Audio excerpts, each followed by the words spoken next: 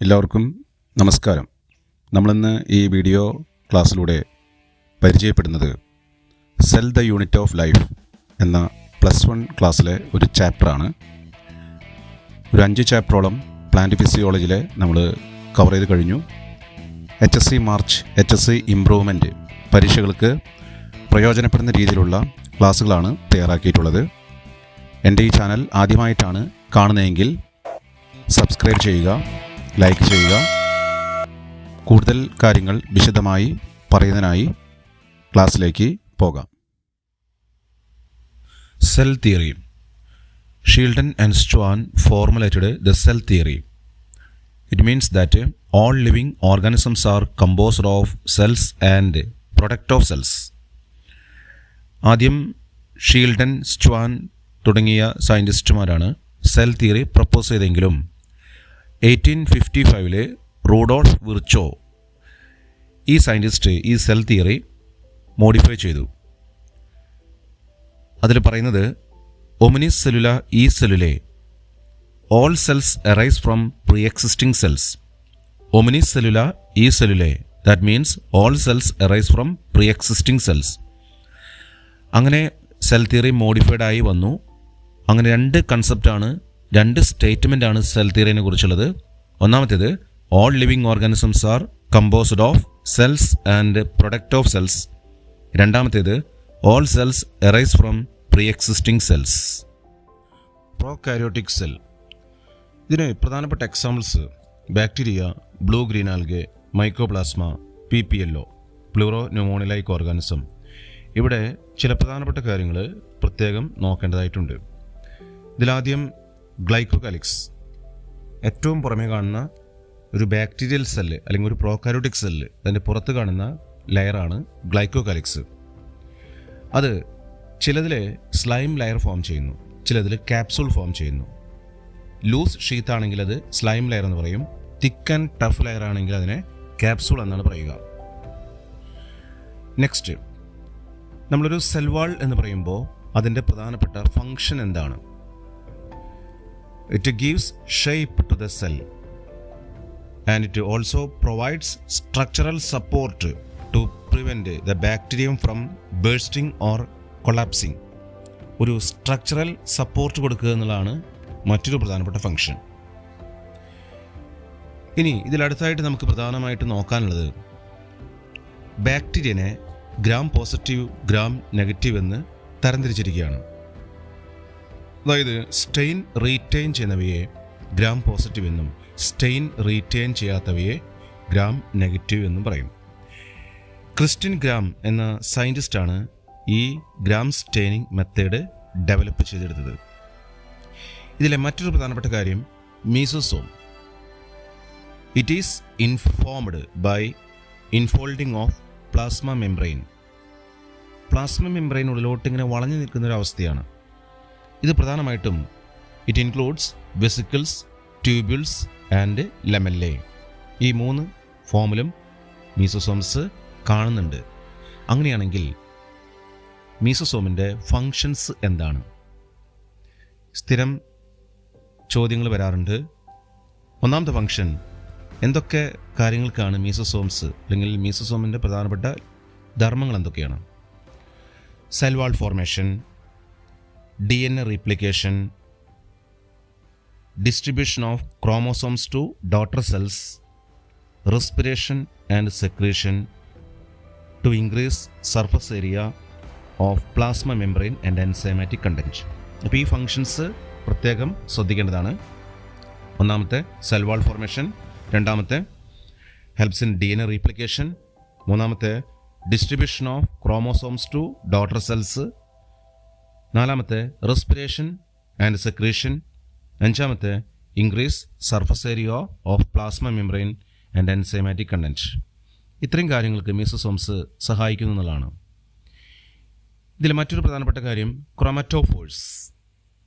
അതായത് these are pigment containing membranous infoldings in some prokaryotes. ഈ some prokaryotes എന്ന് പറയുന്നത് പ്രധാനമായും സൈനോ ബാക്ടീരിയ ആണ്. പിഗ്മെന്റ് കണ്ടെയ്നിങ് ബോഡീസ്, ഇൻഫോൾഡിങ്സ്, അതിനെയാണ് ക്രോമറ്റോഫോഴ്സ് എന്ന് പറയുന്നത്. ഇനി അതുപോലെ ന്യൂക്ലിയോയിഡ്. എന്താണ് nucleoid? It is formed of non membrane circular genomic DNA. ഇതിലൊരു പ്രത്യേകതയുണ്ട്. എക്സ്ട്രാ സർക്കുലാർ DNA ഇതിൽ കാണുന്നുണ്ട്. ഒരു ബാക്ടീരിയൽ സൈറ്റോപ്ലാസത്തിൽ പ്ലാസ്മിഡ് എന്നാണ് അതിനെ വിളിക്കുന്ന പേര്. ആൻറ്റിബയോട്ടിക് റെസിസ്റ്റൻ്റ് ജീൻ ഈ പ്ലാസ്മിഡിലുണ്ട് എന്നാണ് പറയപ്പെടുന്നത്. Next flagella. പ്രധാനമായിട്ടും ലോക്കോമോഷനെ ഹെൽപ്പ് ചെയ്യുന്ന പാർട്ടാണ് ഫ്ലജെല്ല. 3 പ്രധാനപ്പെട്ട ഭാഗങ്ങളാണ്. Bacterium flagellum has 3 parts: filament, hook and basal body. The filament is the longest portion and extend from the cell surface to outside. ഇനി ഫിലമെൻ്റ് കൂടാതെ മറ്റെന്തെങ്കിലും ഘടകങ്ങൾ, പ്രൊജക്റ്റിംഗ് സ്ട്രക്ചേഴ്സ് ബാക്ടീരിയൽ സെല്ലുണ്ടോ? 2 പ്രധാനപ്പെട്ട കാര്യങ്ങളാണ് ഇവിടെ ഉള്ളത്. They have no role in motility. ഏതൊക്കെയാണ്? പിലി. ഒന്നാമത്തെ പിലി. They are elongated tubular structures made of special protein, pilin. Second one, ഇത് കോഞ്ചുഗേഷനെ ഹെൽപ്പ് ചെയ്യുന്ന ഒരു പാർട്ടാണ് പിലി എന്ന് പറയുന്നത്. നെക്സ്റ്റ് ഫിംബ്രിയെ.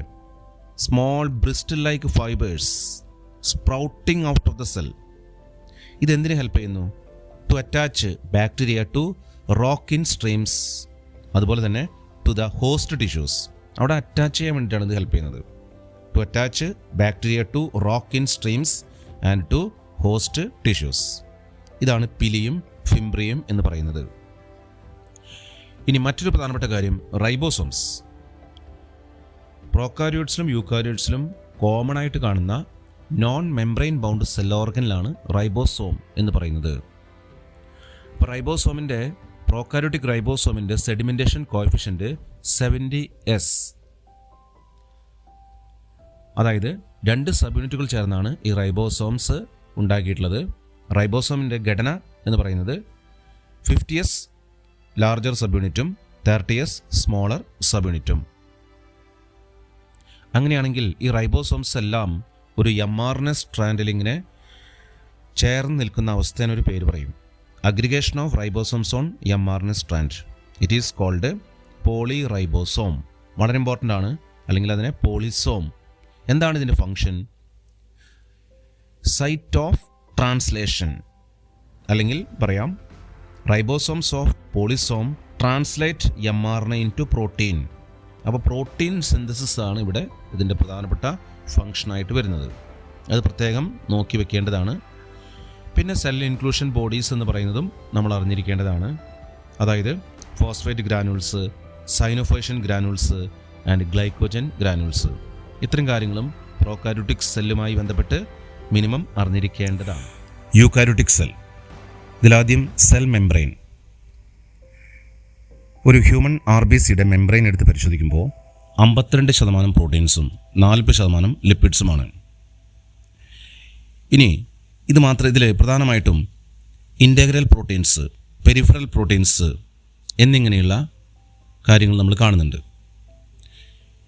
ഒരു well accepted model membrane propose ചെയ്തത് Singer and Nicholson.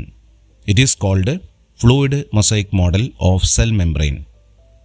Fluid mosaic model of cell membrane was proposed by Singer and Nicolson. ഇവരുടെ അഭിപ്രായം അനുസരിച്ച് ഇതൊരു ക്വാസി ഫ്ലൂയിഡ് നേച്ചറാണ്. അതായത് അങ്ങനൊരു നേച്ചർ ഉള്ളതുകൊണ്ട് it enables the lateral movement of protein within overall lipid bilayer. അപ്പോൾ protein movement എളുപ്പത്തിലാക്കുന്നു എന്നുള്ളതാണ്. This ability to move within the membrane is measured as its fluidity. ഇനി ഈ പ്ലാസ്മ മെംബ്രെയിൻ നമുക്കറിയാലോ, ലിപ്പിഡ് ബൈലെയർ എന്ന് പറഞ്ഞു. Extrinsic proteins, peripheral proteins, integral proteins ഇതെല്ലാം അതിൽ കാണുന്നുണ്ട്. അങ്ങനെയാണെങ്കിൽ ഇതിൻ്റെ ഫങ്ഷൻ എന്താണ്? ട്രാൻസ്പോർട്ട് ഓഫ് മോളിക്യൂൾസ്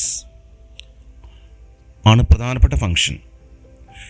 ഇനി മറ്റൊരു പ്രധാനപ്പെട്ട കാര്യം, due to fluid nature plasma membrane can help in cell growth, formation of intercellular junction, secretion, endocytosis, cell division ഇതിനെല്ലാം ഹെൽപ്പ് ചെയ്യുന്നുണ്ട്. ഈ ട്രാൻസ്പോർട്ട് നേരത്തെ പറഞ്ഞല്ലോ, അത് പാസീവ് ട്രാൻസ്പോർട്ടും ആക്റ്റീവ് ട്രാൻസ്പോർട്ടുമാണ്. നമ്മളിവിടെ പാസീവ് ട്രാൻസ്പോർട്ട് എന്ന് പറയുമ്പോൾ എനർജി ഇല്ലാതെ നടക്കുന്ന ട്രാൻസ്പോർട്ടാണ്. സിമ്പിൾ ഡിഫ്യൂഷനും ഓസ്മോസിസും അതെല്ലാം ഇതിന് എക്സാമ്പിൾസ് ആണ്. ഇനി ആക്റ്റീവ് ട്രാൻസ്പോർട്ട് എന്ന് പറയുമ്പോൾ ലോവർ കോൺസെൻട്രേഷൻ നിന്ന് ഹയർ കോൺസെൻട്രേഷനിലേക്കുള്ള മോളിക്യൂൾസിൻ്റെ മൂവ്മെൻ്റ് ആണ്, എനർജി ഉപയോഗിച്ചാണ്. എക്സാമ്പിൾ Na+K+ പമ്പ്, ഇതതിന് വളരെ പ്രധാനപ്പെട്ട എക്സാമ്പിളാണ്. ഇനി മറ്റൊന്ന് സെൽവാൾ. എന്താണ് സെൽവാളിനെ കുറിച്ച് നമുക്കറിയാനുള്ളത്? ഒരു ആൽഗൽ സെൽവാൾ, അതിൻ്റെ കോമ്പോസിഷൻ എന്താണ്? Cellulose, galactans, mannans and minerals like calcium carbonate. ഇനി ഒരു പ്ലാന്റ് സെൽവാളാണെങ്കിൽ cellulose, hemicellulose, pectins and proteins, ഇതാണ് മെയിൻ കമ്പോണൻ്റ് എന്ന് പറയുന്നത്. ഒരു സെൽവാളിനെ കുറിച്ച് പഠിക്കുമ്പോൾ അതിൽ പ്രൈമറി വാളുണ്ട്, സെക്കൻഡറി വാളുണ്ട്. ഇനി ഈ രണ്ട് സെല്ലുകളെ തമ്മിൽ വേർതിരിച്ച് നിർത്തുന്ന ഒരു ഘടകമുണ്ട്, അതിന് മിഡിൽ ലെമല്ല എന്ന് പറയും. It is the layer mainly of calcium pectate. It glues the different neighbouring cells together എന്നാണ് പറയുന്നത്. ഇനി ഈ സെൽ വാളും മിഡിൽ ലെമലിലൂടെയും ഒരു സൈറ്റോപ്ലാസ്മിക് സ്ട്രാൻഡ്സ് കടന്നു പോകുന്നുണ്ട്. ഒരു സെല്ല് മറ്റൊരു സെല്ലുമായിട്ട് കണക്ട് ചെയ്യപ്പെടുന്നു. ഇതിനെ വിളിക്കുന്ന പേര് പ്ലാസ്മോഡെസ്മാറ്റ എന്നാണ്. ഇത് നമ്മൾ ശ്രദ്ധിച്ചിരിക്കേണ്ട കാര്യങ്ങളാണ്. അങ്ങനെയാണെങ്കിൽ സെൽ വാളിൻ്റെ ഫങ്ഷൻ എന്താണ്? ഒന്നാമത്തെ, it gives shape to the cell. രണ്ടാമത്തെ, it protect cell from mechanical damage and infection. മൂന്നാമത്തെ, it helps in cell to cell interaction. നാലാമത്തെ, it act as barrier to undesirable macromolecules. അപ്പോൾ ഈ 4 ഫങ്ഷൻസും പ്രധാനപ്പെട്ടതാണ്. ഷേപ്പ് കൊടുക്കുക എന്നുള്ളത് മെക്കാനിക്കൽ ആയിട്ടുള്ളൊരു protection, cell from mechanical damage and infection. അതുപോലെ cell to cell ഇൻട്രാക്ഷനെ ഹെൽപ്പ് ചെയ്യുന്നുള്ളത് ബാരിയർ ടു അൺഡിസറബിൾ മാക്രോമോളിക്യൂൾസ്. ഇതെല്ലാം സെൽ വാളിൻ്റെ ഫങ്ഷൻസ് ആണ്. 4 ഫങ്ഷൻസ് പഠിച്ചു വയ്ക്കുക. Next, endo membrane system. ഒരു സെല്ലിൽ എൻഡോ മെംബ്രെയിൻ സിസ്റ്റം എന്ന് പറയുമ്പോൾ എന്താണ് ഉദ്ദേശിക്കുന്നത്? It is a group of membranous organelles having coordinated functions. ഏതൊക്കെയാണ് ആ കോർഡിനേറ്റഡ് ഫങ്ഷനിൽ വരുന്ന cell organelles? Endoplasmic reticulum, Golgi complex, lysosomes, vacuoles. Endoplasmic reticulum എന്താണ്? അതായത് they are network of tiny tubular structures scattered in cytoplasm. Network of tiny tubular structures scattered in cytoplasm. ഇത് 2 ഭാഗമായി തിരിക്കുകയാണ്. ഒന്ന്, intracellular space divided into 2 compartments. Luminal side, extra luminal side. Luminal എന്ന് പറഞ്ഞാൽ inside the ER, extra luminal എന്ന് പറഞ്ഞാൽ സൈറ്റോപ്ലാസമാണ്. ഇതിൽ സ്ഥിരം ചോദിക്കാറുള്ള question, smooth rough type endoplasmic reticulum, അതിൻ്റെ വ്യത്യാസത്തെക്കുറിച്ച് ചോദിക്കാറുണ്ട്. ഇപ്പോൾ റഫ് എൻഡോപ്ലാസ്മിക് റെട്ടിക്കുലം RER എന്ന് പറയും. ഇത് പ്രധാനമായിട്ടും റൈബോസോംസ് ഇതിൽ പ്രസൻ്റ് ആയിട്ടുള്ളതുകൊണ്ടാണ് ഇത് റഫ് എൻഡോപ്ലാസ്മിക് റെട്ടിക്കുലം എന്ന് പറയുന്നത്. ഇതിൻ്റെ പ്രധാനപ്പെട്ട ഫങ്ഷൻസ് എന്താണ്? They are involved in protein synthesis and secretion. അങ്ങനെയാണെങ്കിൽ smooth endoplasmic reticulum, ribosomes absent ആണ് അവിടെ. പ്രധാനമായിട്ടും it helps in the synthesis of lipids. ഇനി എനിമൽ സെല്ലിൽ പ്രധാനമായിട്ടും സ്റ്റിറോയ്ഡ് ഹോർമോൺസ് സിന്തസൈസ് ചെയ്യുക എന്നുള്ളതും ഇതിൻ്റെ ഫങ്ഷൻസ് ആണ്. എനിമൽ സെല്ലിൽ സ്റ്റിറോയ്ഡ് ഹോർമോൺസ് ഉൽപ്പാദിപ്പിക്കുക, അതുപോലെ ലിപ്പിഡ് സിന്തസിസും നമ്മളിവിടെ അതിൻ്റെ ഫങ്ഷനായിട്ട് പറഞ്ഞു. അപ്പോൾ RERഉം SERഉം തമ്മിലുള്ള ഫങ്ഷൻ പഠിച്ചു വയ്ക്കേണ്ടതാണ്. Next, Golgi apparatus. എന്താണ് Golgi? Densely stained reticular structures near nucleus. ഈ ഗോൾഗി അപ്പാരറ്റസ് എന്ന് പറയുമ്പോൾ 2 ഫേസുകളാണ്. സിസ് ഫേസ് അല്ലെങ്കിൽ കോൺവെക്സ് ഫേസ്, ഫോമിംഗ് ഫേസ് എന്നൊക്കെ പറയും. അത് പദാർത്ഥങ്ങളെ സ്വീകരിക്കുന്ന ഫേസാണ്. ഇനി കോൺകേവ് ഓർ ട്രാൻസ് ഫേസ് എന്ന് പറഞ്ഞു കഴിഞ്ഞാൽ അത് പദാർത്ഥങ്ങളെ പ്രോസസ്സ് ചെയ്ത് പാക്കേജ് ചെയ്ത് പുറത്തേക്ക് വിടുന്ന പാർട്ടാണ്. അപ്പോൾ cis face and trans face. ഇവിടെ നമ്മൾ നേരത്തെ പറഞ്ഞു പാക്കേജിങ് ആയിട്ടുള്ളൊരു ഫങ്ഷനാണ്. Materials to be packaged as vesicles from ER. Fuse with cis face and move towards trans face. അപ്പോൾ നമ്മളിവിടെ സെക്രീറ്ററി ഫംഗ്ഷനായിട്ടാണ് ഗോൾഗി അപ്പാരറ്റസിൻ്റെ ഫംഗ്ഷനായിട്ട് കാണുന്നത്. അതുകൊണ്ട് തന്നെ ഗ്ലൈക്കോ പ്രോട്ടീൻ്റെയും ഗ്ലൈക്കോ ലിപ്പിഡ്സിൻ്റെയും സിന്തസിസ് നടക്കുന്ന സ്ഥലമാണ് ഗോൾഗി അപ്പാരറ്റസ്. Next, lysosomes. എന്താണ് ലൈസോസോംസ് എന്ന് പറഞ്ഞു കഴിഞ്ഞാൽ മെംബ്രെയിൻ ബൗണ്ട് വെസിക്കുലാർ സ്ട്രക്ചേഴ്സ്. അപ്പോൾ ഈ ലൈസോസോംസും പാക്കേജിങ്ങിലൂടെ പുറത്തു വരുന്ന മറ്റൊരു വെസിക്കുലാർ സ്ട്രക്ചേഴ്സാണ്. അപ്പോൾ ലൈസോസോംസ് എന്ന് പറയുമ്പോൾ അതിൽ പ്രധാനമായിട്ടും ഹൈഡ്രോലൈറ്റിക് എൻസൈംസ് ഉണ്ട് എന്നുള്ളതാണ് അതിൻ്റെ പ്രത്യേകത. ഹൈഡ്രോലൈസസ് എന്ന് പറയുമ്പോൾ ലിപ്പേസ്, പ്രോട്ടിയേസ്, കാർബോഹൈഡ്രേറ്റേഴ്സ് ഇതെല്ലാം ചില ഡൈജസ്റ്റിംഗ് എൻസൈംസ് ആണ്. Lipid digesting, protein digesting, carbohydrate digesting enzymes ആണ്. They are active at acidic pH. അങ്ങനെയാണെങ്കിൽ ഇത് ഇത്തരം പ്രധാനപ്പെട്ട കോമ്പൗണ്ടുകളെല്ലാം ഡൈജസ്റ്റ് ചെയ്യാൻ കഴിവുണ്ട്. സൂയിസൈഡൽ ബാഗ് എന്ന് ലൈസോസോമിനെ വിളിക്കാറുണ്ട്. എൻഡോ മെംബ്രെയിൻ സിസ്റ്റത്തിലെ മറ്റൊന്നാണ് വാക്യൂൾസ്. വാക്യൂൾസിനെ കുറിച്ച് പറയുമ്പോൾ they are membrane bound space found in cytoplasm. ഒരു പ്ലാന്റ് സെല്ലിൻ്റെ 90% വോളിയം ഒക്യുപ്പൈ ചെയ്യുന്നത് ഈ വാക്യൂളാണ്. വാക്യൂളിൻ്റെ മീതെ മറ്റൊരു സ്ഥലം കാണും, സിംഗിൾ മെംബ്രെയിൻ കാണും. അതിനെ ടോണോപ്ലാസ്റ്റ് എന്നാണ് പറയുക. ഇനി ഈ വാക്യൂളിൻ്റെ പ്രധാനപ്പെട്ട ഫംഗ്ഷൻ എന്താണ്? It facilitate the transport of ions and other materials against concentration gradient into vacuole. ഇനി നമ്മൾ അമീബയിൽ കാണുന്ന വാക്യൂളിനെ കോൺട്രാക്റ്റൈൽ വാക്യൂൾ എന്ന് പറയും, എക്സ്ക്രീഷന് ഹെൽപ്പ് ചെയ്യും. അതുപോലെ തന്നെ പ്രോട്ടിസ്റ്റിൽ കാണുന്ന വാക്യൂൾ ഫുഡ് വാക്യൂൾസ് ആണ്. ഇറ്റ് ഹെൽപ്സ് ഇൻ, അല്ലെങ്കിൽ ആ വാക്യൂൾസിൻ്റെ പ്രധാനപ്പെട്ട ഫംഗ്ഷൻ എന്താണ്? Engulfing of food particles. അപ്പോൾ ഫുഡ് വാക്യൂൾസ് പ്രോട്ടിസ്റ്റിലും കോൺട്രാക്റ്റൈൽ വാക്യൂൾസ് അമീബയിലും കാണുന്നു. Next, mitochondria. എന്താണ് മൈറ്റോകോൺട്രിയ എന്ന് പറഞ്ഞു കഴിഞ്ഞാൽ, അതായത് ഇതിൻ്റെ പ്രധാനപ്പെട്ട ഫംഗ്ഷൻ എന്ന് പറയുന്നതാണ് നമുക്കിവിടെ ആവശ്യമുള്ളത്. സെൽ റെസ്പിറേഷനാണ് മൈറ്റോകോൺട്രിയയുടെ പ്രധാനപ്പെട്ട ഫംഗ്ഷൻ. ഇനി ഇതിൽ നമ്മൾ 2 പാർട്ടാണ് മൈറ്റോകോൺട്രിയയ്ക്ക്. അതായത് 2 പാർട്ട് എന്ന് പറഞ്ഞു കഴിഞ്ഞാൽ 2 മെംബ്രെയിനാണ് ഇതിൽ പ്രധാനം. Outer membrane, inner membrane. അതിനിടയ്ക്ക് ഒരു സ്പേസ് കാണുന്നു, ഇൻ്റർ മെംബ്രെയിൻ സ്പേസ്. ഇനി മൈറ്റോകോൺട്രിയ ഉൾഭാഗത്തെ മാട്രിക്സ് എന്നാണ് പറയുക. ഇനി മറ്റൊരു കാര്യം, ഈ ഇന്നർ മെംബ്രെയിൻ എന്ന് പറഞ്ഞല്ലോ, ആ ഇന്നർ മെംബ്രെയിൻ ഉള്ളിലോട്ട് ഇങ്ങനെ മടങ്ങി നിൽക്കുന്നു, ഇൻഫോൾഡിങ്സ് ആയി നിൽക്കുന്നു. അതിനെ ക്രിസ്റ്റേ എന്ന് പറയും. അത് സർഫസ് ഏരിയ കൂട്ടുന്നതിന് വേണ്ടി ഹെൽപ്പ് ചെയ്യുന്നു എന്നുള്ളതാണ്. ഇനി മൈറ്റോകോൺട്രിയയിൽ നമ്മൾ റൈബോസോംസ് 70s ടൈപ്പ് കാണുന്നുണ്ട്, RNA മോളിക്യൂൾസ് കാണുന്നുണ്ട്, അതുപോലെ സർക്കുലർ DNA അതിൽ വരുന്നുണ്ട്. ഫിഷൻ പ്രോസസ്സിലൂടെയാണ് മൈറ്റോകോൺട്രിയ ഡിവൈഡ് ചെയ്യുന്നത്.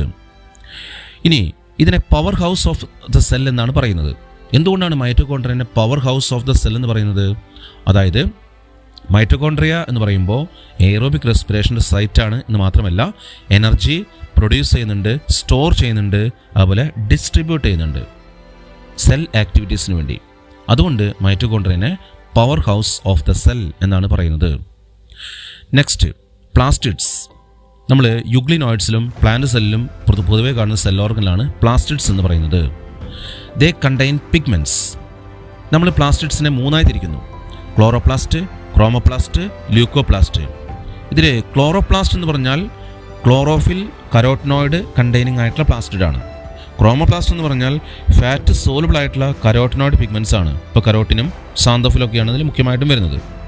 ഇനി leucoplast, they are colourless plastids. 3 ടൈപ്പാണ് ല്യൂക്കോപ്ലാസ്റ്റ്. കൂടുതലും ല്യൂക്കോപ്ലാസ്റ്റ് ആണ് പ്രധാനപ്പെട്ടത്. അമൈലോപ്ലാസ്റ്റ് സ്റ്റാർച്ച് സ്റ്റോർ ചെയ്യുന്നു. ഇലായോപ്ലാസ്റ്റ് ഫാറ്റും ഓയിലും സ്റ്റോർ ചെയ്യുന്നു. എലിറോപ്ലാസ്റ്റ് പ്രോട്ടീൻ സ്റ്റോർ ചെയ്യുന്നു. അപ്പോൾ ഈ 3 പ്രധാനപ്പെട്ട ല്യൂക്കോപ്ലാസ്റ്റുകൾ, കളർലെസ് പ്ലാസ്റ്റിഡുകൾ നമുക്ക് ആവശ്യമുണ്ട്. വളരെ പ്രധാനപ്പെട്ടതാണ്. അമൈലോപ്ലാസ്റ്റ് സ്റ്റാർച്ച് സ്റ്റോർ ചെയ്യുന്നു. ഇലായോപ്ലാസ്റ്റ് ഫാറ്റും ഓയിലും സ്റ്റോർ ചെയ്യുന്നു. എലിറോപ്ലാസ്റ്റ് പ്രോട്ടീൻ സ്റ്റോർ ചെയ്യുന്നു. ഇനി ഈ ക്ലോറോപ്ലാസ്റ്റിൻ്റെ ഘടനയെ കുറിച്ച് നമ്മൾ പരിശോധിക്കുമ്പോൾ അത് വളരെ പ്രധാനപ്പെട്ടതാണ്. അതിൻ്റെ ഘടന നന്നായി നോക്കി വെക്കണം. അതിലെ സ്ട്രോമയും അതുപോലെ ഗ്രാനയും വളരെ ഇമ്പോർട്ടൻ്റ് ആണ്. നമുക്കറിയാലോ, ഗ്രാന എന്ന് പറയുമ്പോൾ ലൈറ്റ് റിയാക്ഷൻ നടക്കുന്ന സൈറ്റും സ്ട്രോമ ഡാർക്ക് റിയാക്ഷൻ ഇതുമാണ്. അതുപോലെ തന്നെ ഈ 2 ഗ്രാനനെ കണക്ട് ചെയ്യുന്ന സ്ട്രോമ ലെമല്ല അല്ലെങ്കിൽ ഫ്രറ്റ് മെംബ്രെയിൻ അത് പ്രധാനപ്പെട്ടതാണ്. അപ്പോൾ ഈ ക്ലോറോപ്ലാസ്റ്റിൻ്റെ ഡയഗ്രാം പരീക്ഷയ്ക്ക് ചോദിക്കാറുള്ളതാണ്, നന്നായിട്ട് നോക്കി വെക്കേണ്ടതാണ്. ഇതിലും മൈറ്റോകോൺട്രിയയുടെ പോലെ തന്നെ റൈബോസോംസും അതുപോലെ തന്നെ മറ്റ് ഘടകങ്ങളും നമ്മൾ ആർഎൻഎയും പ്രോട്ടീൻസും എല്ലാം കാണുന്നുണ്ട്. Next ribosomes. നമ്മൾ പ്രോകാരിയോട്ടിക് റൈബോസോംസിൽ 70s ടൈപ്പ് ആണെന്നെങ്കിൽ ഇവിടെ യൂക്കാരിയോട്ടിക് റൈബോസോം 80s ടൈപ്പാണ്. അതായത് ലാർജർ സബ് യൂണിറ്റ് ആയിട്ടുള്ള 60Sഉം സ്മോളർ സബ് യൂണിറ്റ് ആയിട്ടുള്ള 40Sഉം കൂടി ചേർന്നതാണ് 80s റൈബോസോം സ്ട്രക്ചർ എന്ന് പറയുന്നത്. Next cytoskeleton. It is a network of filamentous proteinaceous structures present in cytoplasm. അങ്ങനെ ഡിസ്പേഴ്സ് ചെയ്ത് കിടക്കുന്ന പ്രോട്ടീനേഷ്യസ് ആയിട്ടുള്ള ഫിലമെൻ്റസ് സ്ട്രക്ചേഴ്സാണ്. ഇതിൻ്റെ ഫംഗ്ഷൻ എന്താണ്? ഇടയ്ക്ക് ചോദിക്കും. മെക്കാനിക്കൽ സപ്പോർട്ട് കൊടുക്കുന്നു, മോട്ടിലിറ്റി പ്രൊവൈഡ് ചെയ്യുന്നു, ഷേപ്പ് മെയിൻറ്റെയിൻ ചെയ്യുന്നു എന്നുള്ളതാണ്. ഒന്നാമത്തെ ഇറ്റ് പ്രൊവൈഡ്സ് മെക്കാനിക്കൽ സപ്പോർട്ട്, രണ്ടാമത്തെ ഇറ്റ് പ്രൊവൈഡ്സ് മോട്ടിലിറ്റി, മൂന്നാമത്തെ it helps in the maintenance of shape of the cell. ഇത് സൈറ്റോസ്കെൽറ്റിൻ്റെ ഫംഗ്ഷനാണ്. നെക്സ്റ്റ് നമുക്കിവിടെ വരുന്നത് സീലിയ ഫ്ലജല്ലയാണ്. സീലിയും ഫ്ലജല്ലയും ലൊക്കോമോഷന് ഹെൽപ്പ് ചെയ്യുന്നു. ഇതിൻ്റെ സ്ട്രക്ചർ ഇടയ്ക്ക് ചോദിക്കാറുണ്ട്. സ്ട്രക്ചർ ഒന്ന് പഠിച്ചു വെക്കണം. ഒരു ക്രോസ് സെക്ഷൻ, അതിൻ്റെ ക്രോസ് സെക്ഷൻ എടുത്ത് അതിൻ്റെ എക്സോണിയം നമ്മൾ നോക്കിക്കഴിഞ്ഞാൽ 9 pairs of doublets of radially arranged peripheral മൈക്രോട്യൂബിൾസും അതുപോലെ എ പെയർ ഓഫ് സെൻട്രൽ മൈക്രോട്യൂബിൾസും. അപ്പം 9+2 അറേഞ്ച്മെൻ്റ് ആണ് ഈ സീലിയ ഫ്ലജല്ലയുടെ ഘടനയിൽ നമ്മൾ കാണുന്നത്. അതും ശ്രദ്ധിക്കണം. ഇനി ഇതിൽ മറ്റ് കാര്യങ്ങളുണ്ട്. 9 റേഡിയൽ സ്പോക്സും അതുപോലെ തന്നെ സീലിയ ഫ്ലജല്ല എവിടെ നിന്നാണ് ഉണ്ടാകുന്നത്? ഇപ്പോൾ ബേസൽ ബോഡിയിൽ നിന്നാണ് സീലിയ ഫ്ലജല്ല ഒറിജിനേറ്റ് ചെയ്യുന്നത്. അപ്പോൾ ബേസൽ ബോഡി എന്ന് പറയുന്നത് സൈറ്റോപ്ലാസ്റ്റിലാണ് കാണുന്നത്. ഇനി centrosome and centriole. Centrosome is N organelle containing 2 non membrane bound cylindrical structures. അതിനെ വിളിക്കുന്ന പേരാണ് സെൻട്രിയോൾസ്. ഇനി ഇതിൽ പ്രധാനമായിട്ടും ശ്രദ്ധിക്കേണ്ടത് സെൻട്രിയോൾ എന്ന് പറയുമ്പോൾ ഇത് 9 ട്രിപ്ലറ്റ് പെരിഫറൽ ട്യൂബിൾസും വിത്തൗട്ട് സെൻട്രൽ ട്യൂബിൾ എന്ന് പറയുന്ന രീതിയിലാണ്. സെൻട്രൽ ട്യൂബിൾസ് ആബ്സെൻ്റ് ആണ്, പെരിഫറൽ ട്യൂബിൾസ് മാത്രമേ ഉള്ളൂ. അതുകൊണ്ട് ഇത് 9+0 അറേഞ്ച്മെൻറ്റ് എന്ന് വേണമെങ്കിൽ പറയാനായിട്ട് കഴിയും.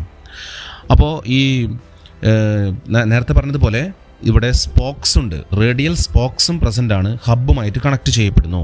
അതുമൊന്ന് നോക്കി വെക്കണം. Next nucleus. ന്യൂക്ലിയസിനെ കുറിച്ച് പറയുമ്പോൾ പ്രധാനമായിട്ടും ന്യൂക്ലിയസിനെ കണ്ടെത്തിയത് അല്ലെങ്കിൽ ഡിസ്കവേർഡ് ചെയ്തത് റോബർട്ട് ബ്രൗൺ ആണ്. ഇനി നമുക്ക് ന്യൂക്ലിയസിൽ 4 പ്രധാനപ്പെട്ട ഭാഗങ്ങളാണ് ഉള്ളത്.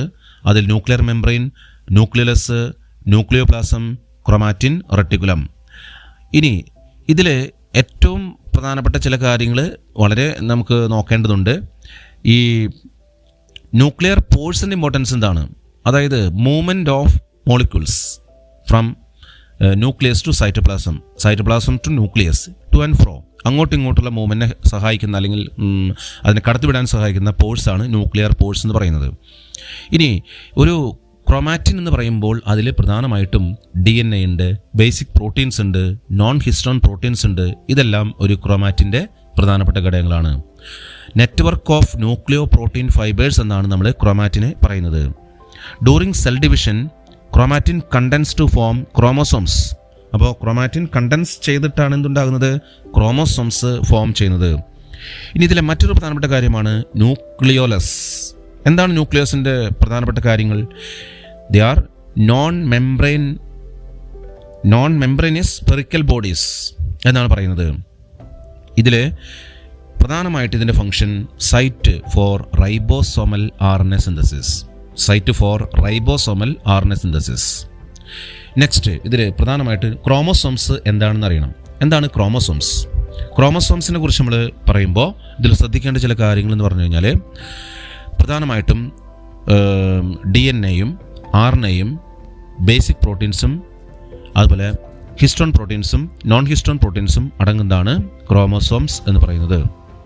ഒരു ക്രോമോസോമിന് ഒരു പ്രൈമറി കൺസ്ട്രക്ഷൻ എന്ന് പറയുന്ന പാർട്ടുമുണ്ട്. അതിൽ ഡിസ്ക് ലൈക്ക് സ്ട്രക്ചേഴ്സ് ഉണ്ട്. അതിനെ കൈനറ്റോകോർ എന്നാണ് പറയുന്നത്. ഇനി ഇതിൽ ക്രോമോസോമിൻ്റെ ക്ലാസിഫിക്കേഷൻ ഒന്ന് പ്രത്യേകം ശ്രദ്ധിക്കേണ്ടതാണ്. മെറ്റാസെൻട്രിക് ക്രോമോസോം, സെൻട്രോമിയർ മിഡിലാണ്, 2 equal arms. Sub metacentric chromosome, centromere is nearer to 1 end, forming 1 short arm and 1 long arm. Acrocentric chromosome, centromere is close to its end, forming one very short and one very long arm. ഇത്തരത്തിലാണ് acrocentric. Telocentric chromosome, terminal centromere. അങ്ങനെ ക്രോമസോംസിനെ 4ആയിട്ട് classify ചെയ്തിരിക്കുന്നു. ഇത് ഇടയ്ക്കിടയ്ക്ക് ചോദിക്കുന്ന question ആണ്. ഇനി ചില ക്രോമസോംസിൽ secondary construction കൂടി കാണാം അറ്റത്തായിട്ട്. അവിടെ ഒരു നോബ് ലൈക്ക് സ്ട്രക്ചർ ഉണ്ട്, അതിനെ സാറ്റലൈറ്റ് എന്ന് പറയും. ഇനി ലാസ്റ്റ് മൈക്രോബോഡീസ്. മൈക്രോബോഡീസ് എന്ന് പറയുമ്പോൾ അത് പ്ലാന്റ് സെല്ലും അനിമൽ സെല്ലും കാണുന്ന പ്രധാനപ്പെട്ട മെംബ്രെയിൻ കണ്ടെയ്നിങ് ആയിട്ടുള്ള അല്ലെങ്കിൽ മെംബ്രെയിനസ് ആയിട്ടുള്ള ഒരു വെസിക്കിളാണ് ഈ മൈക്രോബോഡീസ് എന്ന് പറയുന്നത്. പ്രധാനമായും നമ്മൾ ഗ്ലയോക്സിസോംസ്, അതുപോലെ പെറോക്സിസോംസ്, ഇതൊക്കെ പ്രധാനമായും മൈക്രോബോഡീസ് ആണ്. ഇത്രയും കാര്യങ്ങളാണ് പ്രോകാരിയോട്ടിക് യൂക്കാരിയോട്ടിക് സെല്ലിനെ കുറിച്ച് മനസ്സിലാക്കാനായിട്ടുള്ളത്. അപ്പോൾ ഈ ക്ലാസ് ശ്രദ്ധിച്ച എല്ലാവർക്കും പ്രത്യേകം നന്ദി.